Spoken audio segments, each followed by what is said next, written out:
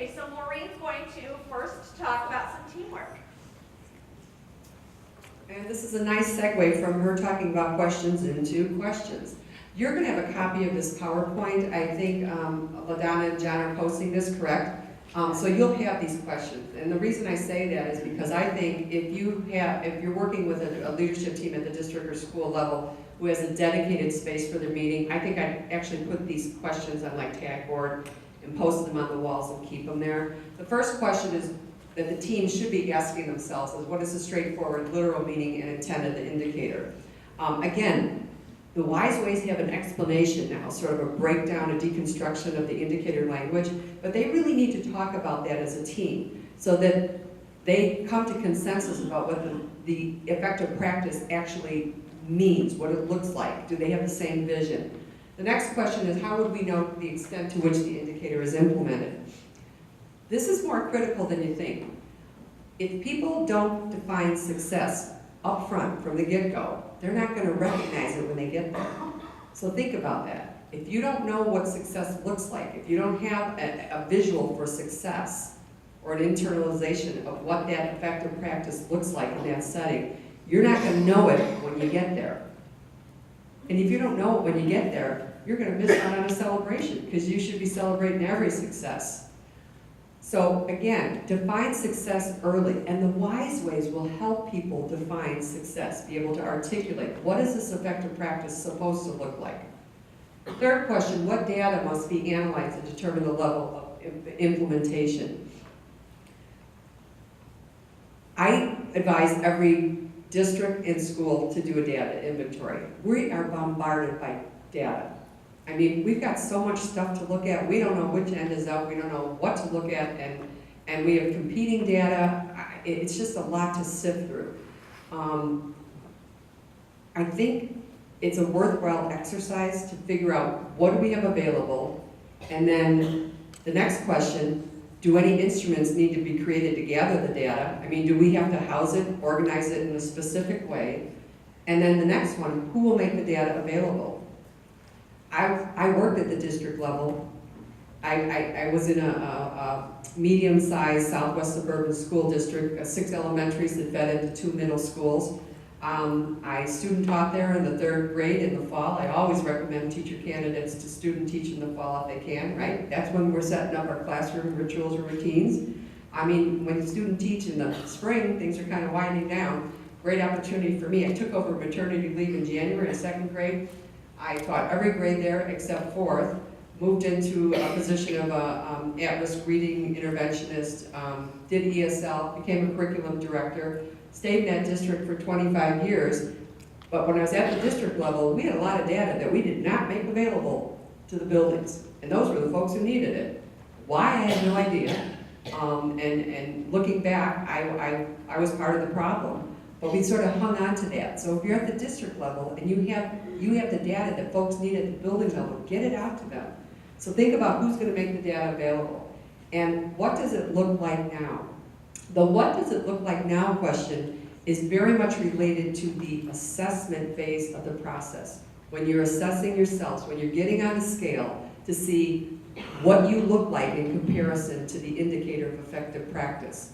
And the what does it look like now, the tool prompts the team to just simply give the facts. So, a la Sergeant Joe Friday, the old Dragnet black and white series, and I know again I'm dating myself, and I think this is an urban myth because I heard somewhere that he never really said this, but supposedly Joe Friday would go up to the door with his pencil and his paper, and what would he say? Just the facts, ma'am. So it is, it's just the State of the Union, just the facts. As Stephanie said, we don't need a couple paragraph expose. It's just a couple of sentences. What does this practice look like now in our district, in our school? Okay, data. Early on, for the early adopters of Industar, that was a concern because it seemed like in the process that we didn't talk about data as much as people in the trenches felt that we should be talking about data. And in fact, there's lots of places to talk about data, and you need to be talking about data to help the team make their decisions. but what kind of data? How many people are familiar with Victoria Barnhart and her work? Okay, I see somebody back there. So what's she kind of famous for? Anybody remember? Continuous school improvement. Pardon me? Continuous school improvement. Okay, and she really recommends using 4 lenses of data, multiple lenses of data, not just looking at one source of data. And the data that we mostly look at the district and school level is student learning data. That's all the test stuff, right? All of our assessment data, whether we get it once a year or if it's ongoing progress monitoring, if the school is doing DIBELs, whatever. We've got a lot of access to student learning data. And she recommends, yes, keep looking at that. But we also need to look at perception data. So what's perception data? I struggle with it a little bit personally because I don't always agree with people's perceptions. So it's like, so how do you work through that? But I have to remind myself that somebody's perception is their reality at that point in time. And you gotta take them from that point of their perception of their reality to somewhere else. Okay, so student learning data, perception data. The third type of data she recommends us looking at, of course, it's the demographic data. Okay, we need to look at race, gender, ethnicity, attendance, tardiness, suspensions, all that kind of at your fingertips stuff. And then the fourth type of data that we often neglect are school program and processes evaluation data. Stephanie often refers to the $4 million reading curriculum that a district buys, and it's not working. It hasn't moved the needle at all on student reading achievement. So what do you need? You need to look at the data and figure out why it's not working. Because I don't think your school board's going to let you abandon a $4 million investment, right? So you really need to dig down into the data and figure out, are we using the curriculum with fidelity? Are we using all the program pieces the way that the teachers were in service on them? I mean, there could be a lot of reasons why it's not working. And I'm going to interject here and talk about perception data and then observable data.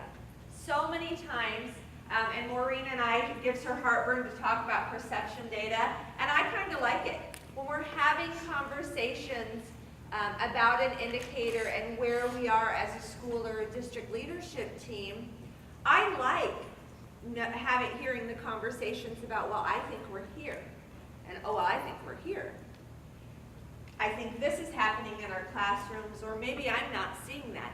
I think those conversations are important because as a leader of a building or a district, or if you're there to support the school leadership team, you have to know where they stand, and then you have to get them to the point of, and how do you know that? Are we seeing it? If I walk down the hallways, if I walk in the classrooms, if I'm in the cafeteria, am I seeing some of these practices? And if we're not seeing that, and if 100% of our teachers are not doing that, and that is the expectation, some of the indicators say all teachers, that's 100%, the expectation should be no less than every single teacher. If we're not seeing it, then we need to figure out why we're not seeing it. So I think perception data is great when it's used hand in hand and you have conversations about, are we seeing that? Do we have evidence that that is happening? Because it takes them from where they think they're at to where they really truly need to be. So there are some times when we respectfully disagree with each other, and that's fine. Where I do value perception data is in this instance. Let's think about that leadership team. We sort of think an ideal number for a leadership team is about 6 to 8 people. If you grow that leadership team beyond that number, it's really hard to get folks to commit to meeting at least twice a month for an hour. So if you can get 6 to 8 people to meet twice a month for at least an hour, that's doing pretty good, in many settings. But if you limit the team to 60 to 8 people, sometimes you're not going to have the expertise that you need at the table to make policy or make decisions about what our next steps are going to be as a district or at a school level. So we always talk about having an open chair for the leadership team. So think about that concept. The open chair is for when you get to invite whatever expertise into the meeting that you need to help you make decisions as a team for that particular indicator. So, what's my connection to perception data with the open chair? I love inviting, who do you think at the high school level to the open chair? Somebody said it, bing, bing, bing. Students, they're gonna give you their perception, and I love it. The high school kids, they just tell you like it is. So when I'm trying to triangulate data, and I'm thinking, okay, superintendent told me this, principal told me this, but the kid is telling me this, who am I up to believe?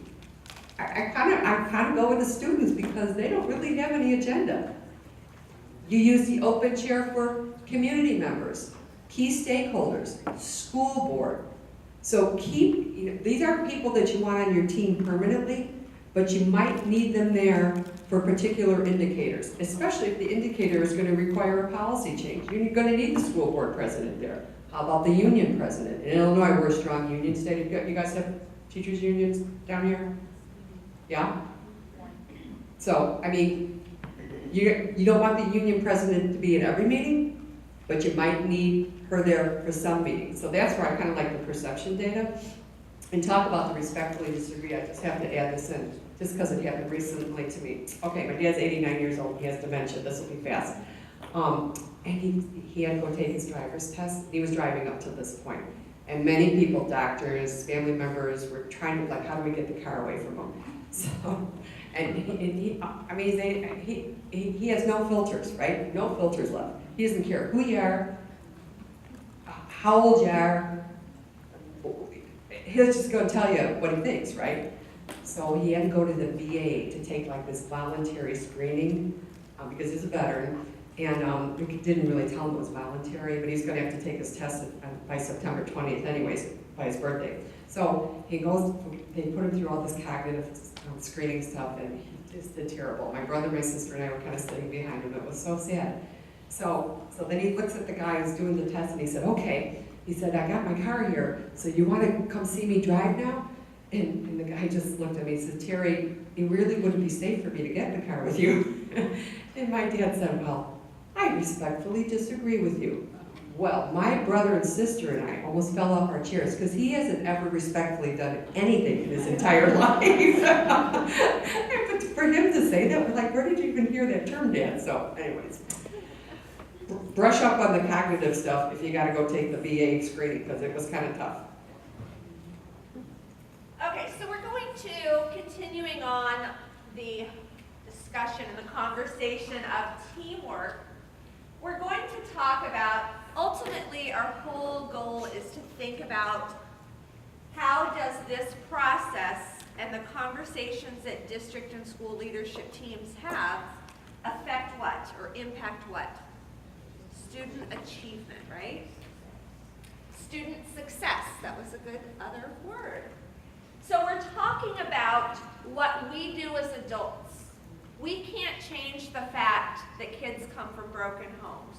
We can't change the fact that some kids have every piece of technology by the time they're in kindergarten, and that some kids in high school don't have cell phones. We can't change if they're rich or poor, if they walk to school, if they have a brand new car. But what we can change is when those kids get in our classrooms, we as adults can teach them. Every single one of them. There's something that teachers can do and leaders can do to engage every single one of those kids. And that is our responsibility. You have a packet. Everybody got a packet today. And we're going to turn to the second page. There's a document that's called IndyStar Seeing the Big Picture. Our director, Dr. Sam Redding, is a highly respected gentleman in the world of education.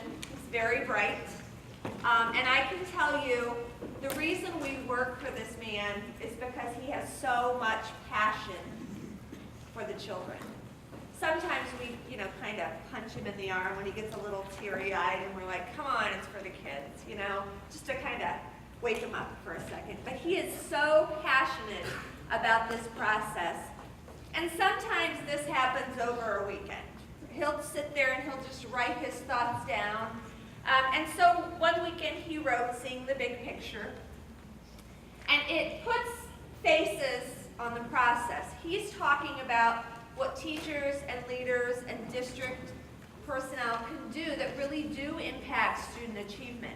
This is one of my favorite publications that he wrote. So if you get a chance, I would definitely make sure to read this. Share this with your team. What goes hand in hand with this, last year there was a state that came to us a couple years ago, and they said, you know what, we're going to do something crazy. We are going to go statewide. We're going to do every district, every school, we're all going to be in and do this process. And I don't know what it is. Might have been the state of Arkansas. And we said, how in the world are we going to help train all schools and all districts, not just on the platform, but on the actual process?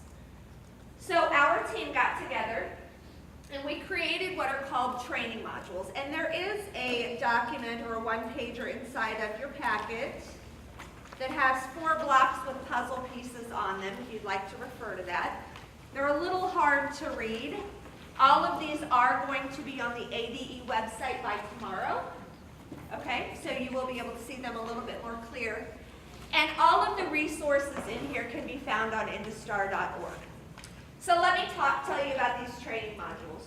We created, they call them training modules. I like to call them process modules. As you can see, I wrote on the paper, process modules. The modules are about what we do as adults, how we can better interact as a team. There's one on why we became educators. There's a module on going through the process, having those conversations. There's even a module on coaching and supporting your schools. So what's a module? The modules are pre-recorded, kind of professional development modules. So if you can click play, you're good. You're halfway there.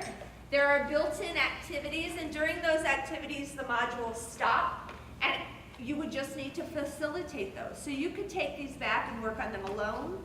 You could work on them with your school leadership teams, maybe just your principals, with your district leadership team. They really get people to engage with the process and why we are doing what we're doing, okay? I'm actually going to have you all participate in a module right now. One, because I want to show you how easy it is. You click play, it plays, it's pre-recorded. 2, there are built-in activities, and we're going to talk about the module that's called Getting Better at What We Do. And it really stretches people to think about, why are we in this profession? Why are we here? What is our impact that we want to have on these children? All right, everybody game, right? All right. Welcome to Getting Better at What We Do. In this module, we will reconsider the place we hold in the lives of students, reconnect with the reasons we are educators, examine the importance of passion, vision, and detail in school leadership, and consider how schools strive to get better. All educators are passionate about their work. Why is that? Meet Elena. Elena has a big brother, a big sister, and a little brother. Her dog is named Junebug, and her kitty is named Abby. Elena loves her new doll, which she named Alexis. Elena is in the 1st grade.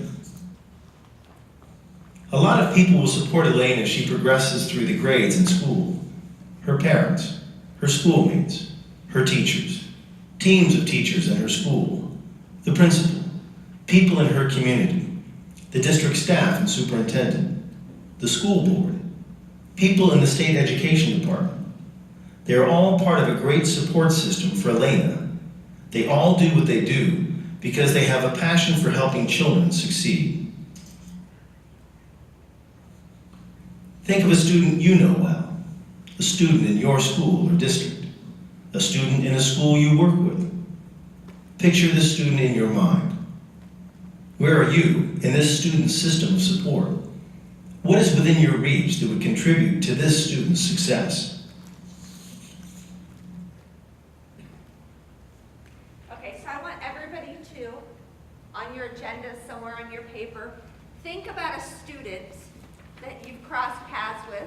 could be your own child, it could be a niece or a nephew, or a little Johnny who came into your classroom with ruffled hair and kind of a disheveled mess. Some child that impacted you and made something change inside of you. So I want you to just kind of jot that child's name down somewhere in your paper. Maureen was asked at a training session about 2005. I think, yeah, about then, yeah. We actually, this was before she worked for us, we actually helped their team. And she was asked to write down her child, or a child's name that had an impact on her. So you wanna? Well, I put on my parent hat. I mean, you know, I wrote down Patrick on a nap. We were at a venue where we were at like a conference center, and we had water on the tables, we had cocktail napkins. So I wrote down Patrick's name, and I still carry that around in my wallet because I think the work that we do can be very discouraging. It feels like I'm just caught in the mud sometimes, and I'm not moving forward. Particularly when I work with the Chicago Public Schools. I go into the Fengers, the Julians, the Marshalls that you read about in the newspapers where the shootings take place. And when I go in, those cultures are so fractured and broken, and I don't know where to start. I don't know where to like tell people to start to improve, because everything, it seems, needs improvement. So when I really get, and if I do a week of that, it's discouraging, it's disheartening. So I pulled that napkin back out, believe it or not, and I think, you know, who do I do this work? And in fact, my son's back in school. He just started his second year, he's at L2, law school, year 2. He's 29, as I said. And I was as excited about his first day of L2 as I was when he was the first day of kindergarten. I mean, you don't ever lose that passion, do you, for the people who you are closest to? I want him to have the best instructors that are available at that university. I want him to have the best experience so that they stretch him to his fullest potential. So really think about somebody you do this work for. You have to put a face on it. You have to personalize it. As soon as we depersonalize it, and that happens, I don't mean to offend any district leaders out here, but I've been there. I don't mean to offend any state leaders out there because I've been there, but it's just easy to lose the faces and the names. So personalize it, put a face and the name on it to help you remember why you're passionate about this work. Why did you even begin? Why did you even get into this work? And I think it's important to realize that that happens at the state level, it happens at the district level, it might happen at the co-op level, the school level. For us, as we go out and work with states across the nation, we work with 22 states, sometimes we hear those stories and it's hard for us to kind of get back to why we're doing what we're doing. So I always like when I look at this slide and I ask you to think about the students, I actually put some pictures of my children up there so that I can be reminded when I have a very long week of training in Arkansas. Every day I can be reminded why I do this work. So the little redhead in the top right corner and the two boys in the second row, those are mine. And that's why I do this work. As educators, whatever our role, we contribute to student success by getting better at what we do, improving our own professional practice. At some point in our lives, we all made the decision to do work that would benefit children. That is who we are. That is what we do. That is our passion. We always strive to do it better. Pick a partner near you, or form a triad of 3 of you. Take turns telling your story by answering each of these 3 questions in turn. First, why did you become an educator? Remember when you made the decision. Why? Who inspired you to become an educator? What legacy do you want to leave when your career is over? We will take 7 minutes for this discussion and then share a few stories with the whole group. So we're not going to take exactly 7 minutes. We might take several minutes. I would like you to turn to your neighbor, share at your table. You don't have to answer, each person doesn't have to answer each question, but I want you to choose a question and have a discussion about it. Each person could choose a different question, but why did you become an educator? When did you make that decision and why? Maybe who inspired you to become an educator? Or what legacy would you like to leave? Okay, so we're going to take a few minutes and discuss amongst your groups. Okay, we're going to come back together. Thank you. Hope all of you had some rich discussions. We're going to have a few people share out. So Maureen's going to kind of roam around, not too far though, and have some people talk about what your answers were, what your discussion was. We would take volunteers. Anybody here, something that inspired them? A story from a colleague, a table mate? Or do you want to tell your own story? Okay. Can I have you come up here? Oh, I'm sorry. I think they're trying to, I have gum in my mouth. that's all right. That's okay.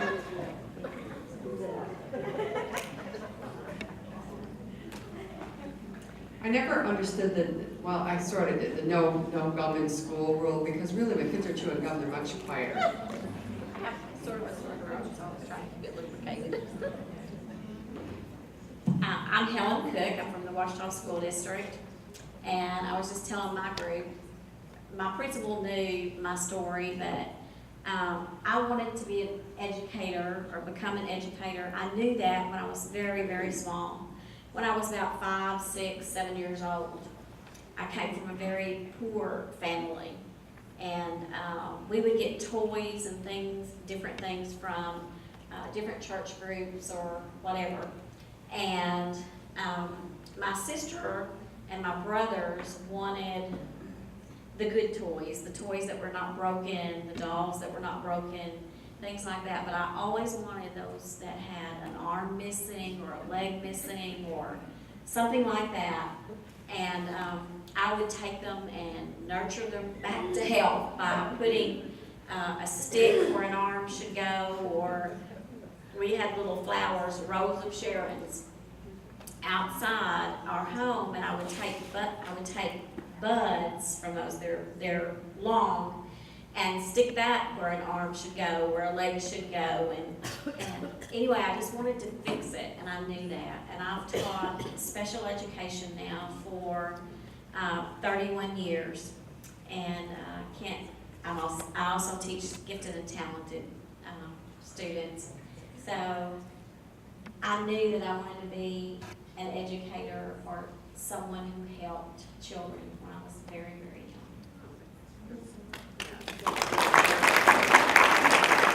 Thank you so much for sharing. Somebody else?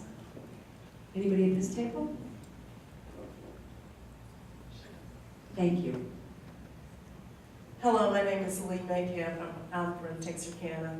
And not just specifically myself, but this whole group of table, the group of ladies that we have here at our table, one of the things that we all had in common is that we wanted to empower the people that we were surrounded with, be it children, be it teachers, be it just anyone that we came in contact with, just to make the world a better place. And we know that's through education. Thank you. Thank you so much. What about a legacy? Anybody think about the legacy that you'd like to leave? Yeah, I see you guys looking at each other. Does somebody have? Come on up. No, it doesn't matter, but you haven't, so if you wouldn't mind taking that risk, that would be great. Thank you so much. Thanks so much for sharing. I just stated at my table that I think a legacy is actually a body, a student, a person. It's not really a statement that you make, but it is one of those faces that you had up there. We recently had a student come back that, I'm in the elementary, but we have high school at my table too. We all had this student. He came back about 3 weeks ago, bringing us, he brought us, he graduated, he had a GED. And while he left the public school, but he came back and he told all of us, I couldn't have done it without you. And so I think the legacy, and I laughed and told them, even if it's one student at your funeral that says something about you, they made a difference. That one person or two people that cared about me. So I actually think a legacy is an actual person to say something. Thank you. Thank you. That's really, actually, and you were not a shield that I planted in the audience here, but that's an excellent segue into the legacy that I've been sharing. Nobody ever asked me what sort of legacy did I want to leave when my career is over, but I think that's an excellent question. I think it's a great question for you to ask your leadership teams as they're doing their work on a leadership team, what sort of legacy do they want to leave? But sort of my connection to that question is, when I was a 5th grade teacher, I always say you sort of fall into that trap of teaching how you were taught. When I was in 5th grade, we did an autobiography. And my mother saved it. It was in this white folder, and it had pictures, and it had my curly Q 5th grade cursive writing when you're trying to get fancy as, you know, like a prepubescent girl. But anyways, I would, as a 5th grade teacher, I would bring that out at the beginning of the year, share it with my students, and say, you're all going to do an autobiography. It was a great sort of icebreaker, got to know the kids. And I would tell them, everybody has an A. The only way you don't get an A on this project is if you don't turn it in. Okay, now we come to Michael Borsellino. Michael Borsellino was never an A student. He was a great kid, came from a great family, and I often say, as Stephanie sort of alluded to, you know, caregivers send us the best kids they have. They don't send us the worst kids. It is up to us to do something with who they send us. You know, I mean, you get what you get. If they're breathing, you can do something with it. You can take them from point A to point B. But that being said, Michael did his autobiography. Everybody got the A. But now fast forward 12 years later, Michael and 2 other of his classmates were killed in an automobile accident. And all 3 boys, the two Elliott brothers, and Michael were waked in the same funeral home. So it was, you know, it was really a tragedy for the community. So you can imagine for the visitation, the lines were just wrapped around the block, people waiting to get in. So I'm waiting to get in and to go to Michael's viewing, you know, his room to view, to the viewing. And his parents, his family, had a table of artifacts out. What do you think was on the table of artifacts? Yeah, Michael's autobiography. And I thought, oh my gosh, my heart was in my throat. I thought, please, I hope I said something nice. You know, like commented. And I remembered, well, everybody got an A. But you know what? I think the legacy is sort of what you were saying. That I bet it might have been the only time Michael ever got an A. So I think my legacy is that I hope I made every kid that I contacted feel successful, or that they could be successful, or feel good about themselves, that I showed some kindness to somebody or to everybody. So yeah, that whole, I just think that's a really, really important question. Thank you.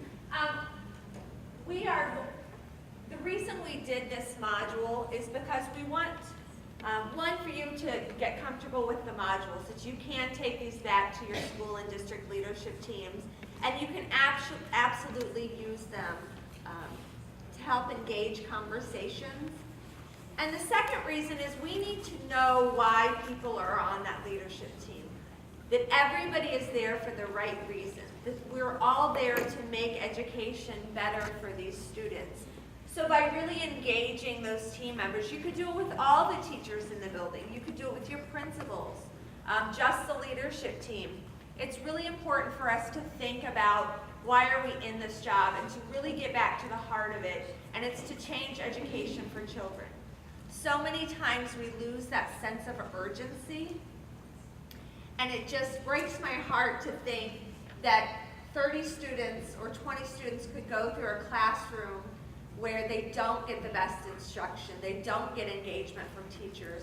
My son was one of those students who went through a class and the teacher got moved to a different grade. She hated it, she wasn't engaging, she just kind of lost the love of her job because she wasn't doing the grade level that she wanted to do.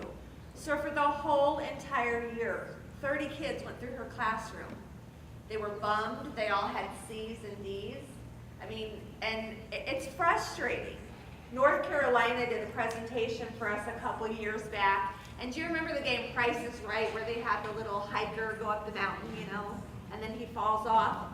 They did a presentation and they had this little hiker, and after 1 year, statistically, of not great education and engagement, students are behind. After 2 years, they can never, ever catch up. They just can't catch up. 2 years. I mean, If you had a 3rd and 4th grade teacher and they are not engaging and they are not there for the right reasons and they are back to back, think of how many kids have no chance of catching up. We have to have a sense of urgency. So we have to get our teachers, our staff, our librarians, our custodians, everybody thinking about why are we doing this job and really get back to the heart of it. So at the end of the day, I'm going to give homework to the district team. Everybody kind of perks up and like, what? Didn't sign up for that. One of the things I'm going to ask you to think about as you leave here today and some homework, I want you to take one of the resources we give you today, whether it's the modules, videos, a publication, a one-pager, take it back to your school and district leadership teams and utilize that. So I'm going to have you think at the end of the day, what is one of the resources we gave you today? Which one are you going to take back and try to inspire folks with? Your stock will go sky high with a superintendent or principal if you share that module with them. We're trying to build, if you're in the role of a coach or a capacity builder, we're trying to build your bag of tricks that you use out in the field, but sometimes you got to share those tools. So share this module with a superintendent and a principal in the hopes that they will use it with their staff. It really is a feel-good module. It's a great way to kick off the year. So be thinking about how could you use this, what's the practical application for you and your role with this particular module. But if you are even intrigued by this module, don't ignore the rest of the modules that have also been built for the state. They're just done as professionally as this. The voice that you heard here is Mark Williams. He's got a great voice, doesn't he? Very soothing. We work with him at ADI. I worked with him at the State Department of Illinois before we both worked for ADI. But you're going to hear different voices in the different modules, but there's built-in activities, time to stop and pause. And as Stephanie always says, if you can push a button, you can do this. And there is more to this module, but I'm going to keep you on the edge of your seats, and I'm not going to show it to you. So hopefully you will go back and finish this module. I really want to inspire you to go back and want more out of this. We are going to take a break in just a few minutes, but before we do that, let's talk about the different kind of roles and responsibilities. I don't have up on here the district leadership team, but I will talk about the district leadership team for just a second. When we talk about the district leadership team and the superintendent and the building school improvement specialists, we talk about what? What are they there to do? Support. What else? Build capacity, to guide, maybe inspire, help, assist, all of those things. When we talk about the district leadership team, Maureen referred to this a little bit earlier. We definitely think it's important to have an open chair. We had a principal come up to me on the first day of the trainings and said, can we be on those district leadership teams? I think it's so important to invite, as a constant member, the building leadership, those principals. They're there to talk about how the districts can support them, bring the message from the buildings. You're building capacity between those two entities. So it's no longer the district does this and the school does this. You're forming a team and uniting. At the school level and at the district level, the leadership team's role and responsibility is to make decisions about school improvement. They are the decision makers. So earlier when we talked about, normally we would suggest 6 to 8 people on a leadership team, and I saw some of your faces go, huh? 6 to 8, that's it? We have to have a core set of decision makers. If you have 20 or 30 people on a leadership team, how in the world are you ever going to make decisions? The majority would be like, 18 and 12, and there'd just be too many people. That doesn't mean that you don't invite or ask for others in the building to communicate or give you information. Who better would know about what's happening in the classroom and curriculum and instruction than who? Teachers. What about those instructional teams? They're the ones planning. They're the ones having conversations about how it's going. You need their information. So you're going to ask them, when you're talking about the instructional team indicators or the classroom instruction indicators, you need to invite them to come in and talk. You might have them do a survey. You might be observing. You need that information for them so that the leadership team can come back together, have a discussion, use a culture of candor as a group, and make decisions for school improvement. The principal is solely responsible to lead the building. They are the leader of the leadership team. They are the communication leader. They're there to say, we're making a difference. This is what we're doing going forward. They're the leaders of the building. We're trying to get the leaders to have time, and you'll see that kind of built into the indicators. There's one indicator, I think, that talks about the principal spends 50% of his or her time on classroom instruction and with teachers. And some people say, there's no way our principals can do that. We have to find that time back. These are what successful and highly effective principals do. They spend 50% or more of their time on classroom instruction and with teachers. So if they are coming into the building every day and they have 13 students sent there by teachers because they forgot their pencils, put buckets of pencils in the classrooms. Have somebody else figure that out. I've seen principals do lunchroom duty. It's taking an hour of time out on the playground, monitoring the playground.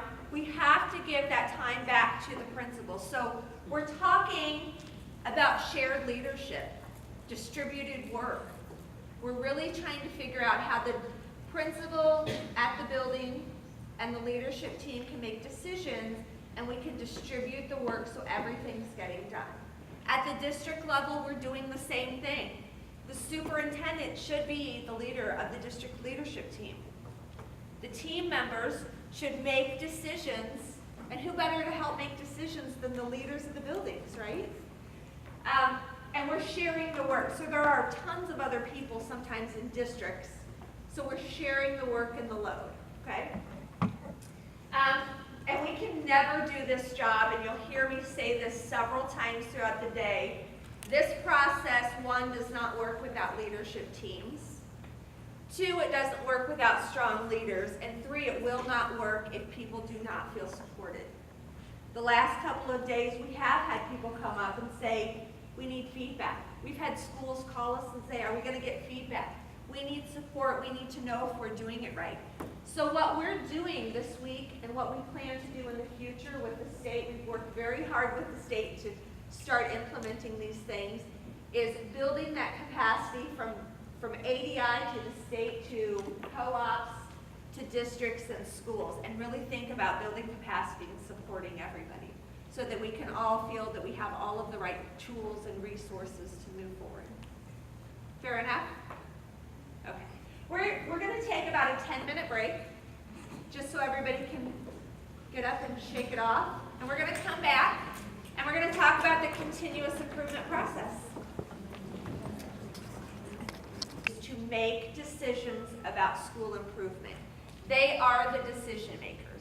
So earlier when we talked about, normally we would suggest 6 to 8 people on a leadership team, and I saw some of your faces go, huh? 6 to 8, that's it? We have to have a core set of decision makers.